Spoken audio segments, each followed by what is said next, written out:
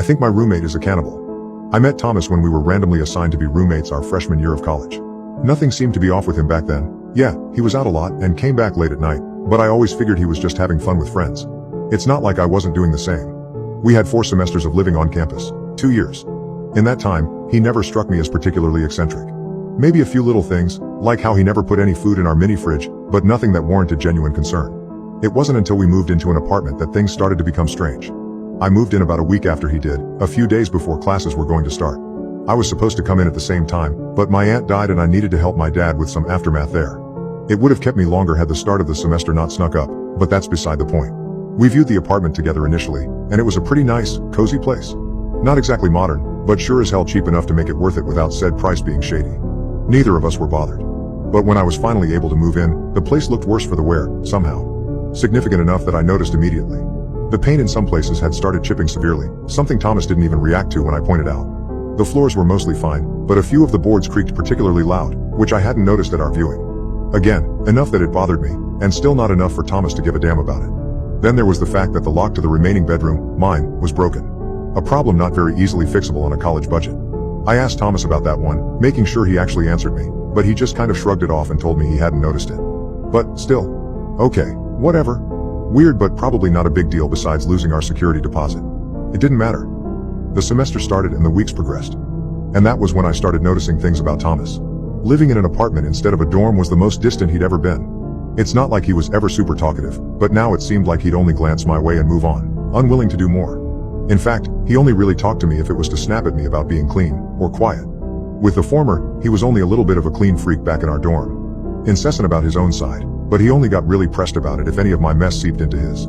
Here and now though, it really shined through how bad it was. He never touched my room, or anything, but the rest of the apartment had to be spotless or he'd be pissed. A few times more recently, he's thrown out my stuff because I hadn't touched it in too long, whatever that means.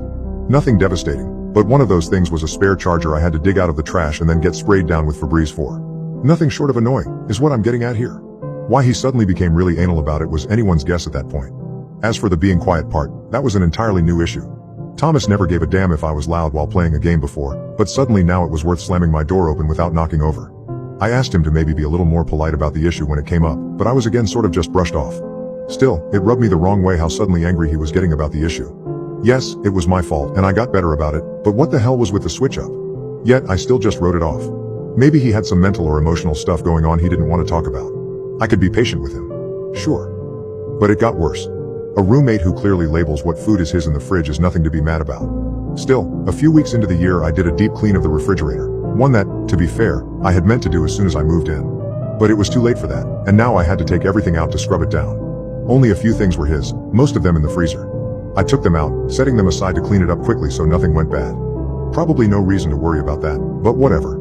Once I was done, I was checking over everything as I put it back in when I noticed something with his name on it had an especially pungent smell. It was awful enough that it made my nose instinctively wrinkle up. I put it back down, hastily shoving everything else back into the fridge before turning to it. Nothing really weird, just a piece of meat in tight saran wrap that looked to be still a little bloody. Frowning, I started unwrapping it to make sure Thomas hadn't put rotten meat in the freezer. The odor only got more foul as I did. It was a smell difficult to describe. Though it was what I was worried about, it didn't smell like rotting meat. It just smelled like death. Before I actually unwrapped the whole thing, it had a lot of layers, something I only questioned after the fact. Thomas came home and stopped dead in the doorway. "Why are you touching my shit?" He stormed over after a second, snatching the meat off the table and immediately starting to rewrap it. His hands were shaking. "It smells disgusting, man," I told him, stepping back a little. I wanted to check it wasn't rotten. "It's not, I'm on a diet," he snapped. "Don't take my food." "I wasn't taking it," I hissed back. "Don't touch it." Thomas stuffed the meat back into the freezer at that, then swiftly retreated to his room, barely opening the door and sliding through, leaving me to scrub my hands of that horrible stench. It was then that I really got suspicious of Thomas. The other weird things layered onto that incident that made me start observing him closer. I wasn't trying to stalk my roommate by any means, but looking past the surface made me notice some more things. How half the creaking boards were in front of his room, how he always slipped into his room like he was hiding something in there, that most of his labeled food had that same disgusting odor of death when I checked. Well, sniff tested them. After the first time I was a little scared to unwrap another one. Maybe it was stupid, but I'd read online somewhere that a reason for creaking floorboards could be that they had recently been lifted up. So another little investigation started, this one intentional. When Thomas left for class I started checking under the boards, and it wasn't long before I turned up something. A handsaw, off-putting thing to be hidden under my feet, to say the least.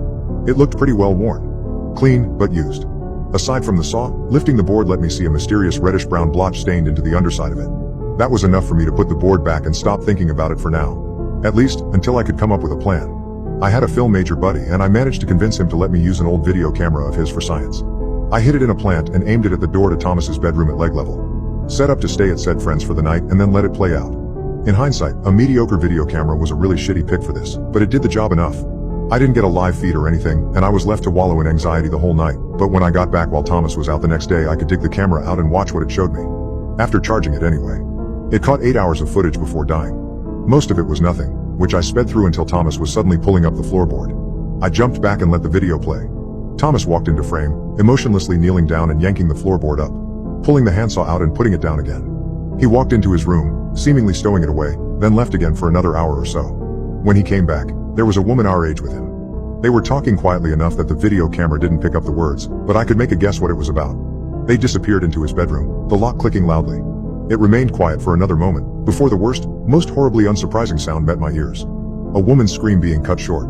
I could barely watch the next 2 hours of footage, all that remained before the camera died. But I did. I sat there in horror watching Thomas's legs walk between his bedroom, the kitchen, and the door over and over again. Bringing things. Wrapping up pieces of meat.